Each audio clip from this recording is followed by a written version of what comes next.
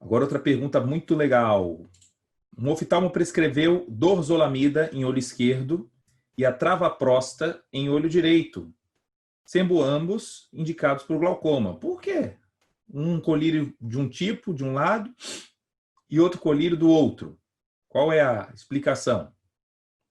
Então, deixa eu mostrar para vocês aqui um vídeo. Vocês estão habituados com a anatomia do olho? Então, isso aqui é um corte sagital. Então, aqui o corte sagital do olho.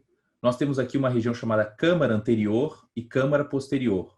Aqui atrás fica o humor vítreo, tá? Então, a luz passa aqui, ó, nesse buraquinho que chamamos de pupila, passa pelo cristalino, uma lente perfeita que faz o ajuste do nosso foco a cada milissegundo. Então, como uma câmera faz um ajuste automático, nosso olho faz isso muito bem. E a luz vai bater lá atrás na retina, que vai ser interpretada então pelos cones e bastonetes, atingindo o nervo óptico e indo em direção à região occipital. Bom, esse cristalino aqui, para ele funcionar ajustando o foco, ele precisa estar ancorado num músculo chamado músculo ciliar. Músculo ciliar. Depois dos 40 anos, esse músculo dá uma cansadinha e é por isso que precisa, às vezes, de alguns óculos nos momentos aí de ler mais perto, né? Alguns falam, estou com a vista cansada. A vista cansada está relacionado aqui, ó, ao músculo ciliar, chamada de presbiopia. Muito bem. Mas próximo ao músculo ciliar, nós temos uma região chamada de corpo ciliar. Esse corpo ciliar secreta um tipo de líquido que vai banhar o humor aquoso. Esse líquido contém sódio, potássio, tem um pouquinho de glicose, então ele nutre, pessoal, essa região da câmara anterior. É esse líquido, inclusive, que nutre essa camadinha aqui fininha, chamada córnea. Então veja, essa córnea não passa sangue nela. Ah, não passa sangue, né? Não, então quem nutre está aqui, ó, é aqui dentro. Nutre essa camada. Aliás, é por isso que transplante de córnea, não sei se você já percebeu, não precisa de compatibilidade, né? Eu não preciso saber se o indivíduo que doou córnea é compatível com alguém. Por quê? Porque o sistema imunológico não alcança aqui. Sangue não chega aqui. Então é por isso que não existe chance de rejeição. Eu apenas avalio se a córnea é de boa qualidade ou não. Por isso que é o transplante mais comum no mundo. Ok? Mas vamos lá. Então, quando o corpo ciliar produz o líquido e banha agora o humor aquoso, ele é drenado nessa regiãozinha aqui das pontas, que fica entre a córnea e a íris, o que dá cor aos seus olhos bonitos aí, pretos, marrons, azuis, verdes. Está aqui, ó, íris. Então existe aqui um ângulo chamado írido corneano. Írido corneano. É neste ângulo que o humor aquoso é drenado. Então fica agora líquido sendo produzido pelo músculo ciliar, pelo corpo ciliar. O líquido migra agora pela pupila, vem aqui para frente, banha e ó, é drenado numa região chamada rede trabecular. Rede trabecular. Aqui contém alguns canais, chamados canais de Schlemm, e ocorre então a drenagem desse humor aquoso. Então vamos ver isso acontecendo de forma dinâmica. Ó, agora o vídeo vai mostrar para a gente a drenagem lá nos canais de Schlemm, na rede trabecular. Bom, infelizmente, alguns pacientes podem ter um prejuízo muito grande na drenagem. Ou seja, imagina uma torneira aberta e o ralo está ocluído.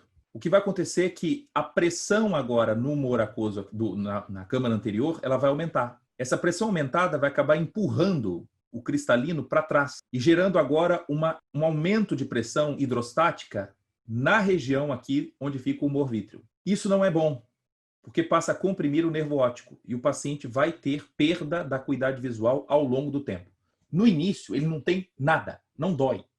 E esse é o problema de nós fazermos apenas exames de vista a cada 3, 4 anos. É importante medir a pressão intraocular para que haja detecções precoces de pacientes que têm aumento da PIO, da pressão intraocular, e o tratamento mais rápido possível. Vamos ver como é que é o tratamento. Então, ó, o aumento da pressão passa agora a comprometer a fisiologia normal do nervo óptico. Isso não é bom. Então, como é que fica a visão do paciente? Deixa eu mostrar aqui. Ela fica como se você estivesse vendo num binóculo. Tá? Qual é a estratégia para tratar? Atualmente, nós temos fármacos que bloqueiam a produção do humor aquoso e fármacos que aumentam a drenagem do humor aquoso. Quem pode atrapalhar a produção? O Ocupress. A dorzolamida inibe a produção do humor aquoso ao inibir a atividade de uma enzima chamada anidrase carbônica.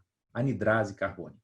Ao diminuir a atividade da anidrase carbônica, a produção do humor aquoso diminui e aí eu passo a encher essa piscina com menos água. Se eu precisar drenar melhor, podemos usar estratégias como os análogos de prostaglandina. É uma opção. Então, o famoso Travatan é um que aumenta a drenagem. Ah, Tiago, já ouviu falar também no timolol. Até citamos hoje. O maleato de timolol inibe a produção também do humor aquoso. O bloqueio de receptor beta atrapalha a produção do humor aquoso. Então, tem paciente que a pressão arterial, a pressão intraocular, ela é alta e só com aumento de drenagem resolve. Outros precisam também atrapalhar a produção. Portanto, olhando aqui para vocês, o que faz a gente entender por que às vezes um colírio tem que ser necessário para um olho e para o outro, é porque certamente esse paciente foi tratado com o mesmo colírio dos dois lados. E após consultas de rotina, ao se usar uma chamada lâmpada de fenda, que chega bem pertinho do olho, você já passou por isso, quem já foi oftalmo, você recebe uma dose de anestésico e ele chega com uma luz azul bem próximazinha do teu olho. Você fala assim, meu Deus, vou piscar, vou piscar. Hã? Já passaram por isso, gente? Hein? Todo mundo está de óculos aqui, com certeza foi usado ali um tonômetro, então ele usa uma lâmpada que chega bem pertinho, e é como se fosse a nossa mão para saber se uma bola está cheia. Essa proximidade é possível medir a pressão dentro do olho. A pressão intraocular. Então, quando o oftalmo percebeu pela primeira vez um aumento da pressão intraocular e prescreveu ali para ele, por exemplo, uma dorzolamida, falou, vai para casa, daqui a um mês a gente vai medir de novo. E aí pode ser que em um dos olhos não reduziu bastante. Então, qual foi uma estratégia? O oftalmo aí foi sagaz. Se com um olho houve uma redução plena, não vou mexer mais nele, eu sei que está dando certo. Mas no coleguinha ali, eu vou ter que mudar, então, a minha estratégia. Eu não vou mexer mais na produção, vou mexer na drenagem, né? Vou melhorar a permeabilidade da rede trabecular, usando, portanto, o Travatan. Beleza? Para todo mundo vai dar certo bloquear a produção do humor aquoso, aumentar a drenagem? Não, tem paciente que vai precisar dos dois. Tem paciente que vai precisar de 3 estratégias. Ele vai diminuir a produção, ele vai melhorar a drenagem do humor aquoso, e tem paciente que vai precisar fazer uma fatiadinha na íris, chamada iridectomia. Tem que tirar um pedaço da íris, parecendo uma fatia de pizza, para melhorar a drenagem do humor aquoso por outra via, a não ser a rede trabecular. Então, esses pacientes, quando você coloca ele bem próximo ao sol, você vê a íris cortadinha. E muitas vezes, depois da cirurgia, ele vai ter que usar colírios que inibem a cicatrização, porque a íris tende a voltar também de novo. Então, ele vai precisar usar agentes imunossupressores, ok? Imunossupressores de mais diversas formas. Claro que, nesse caso, os corticoides são evitados, porque eles atrapalham e muito a drenagem do humor aquoso. Portanto, aí as nossas evidências aqui de se evitar ao máximo a exposição a corticoides, sejam por via oral ou como colírios, porque, de fato, são os maiores indutores de aumento de pressão intraocular através de medicamentos em geral.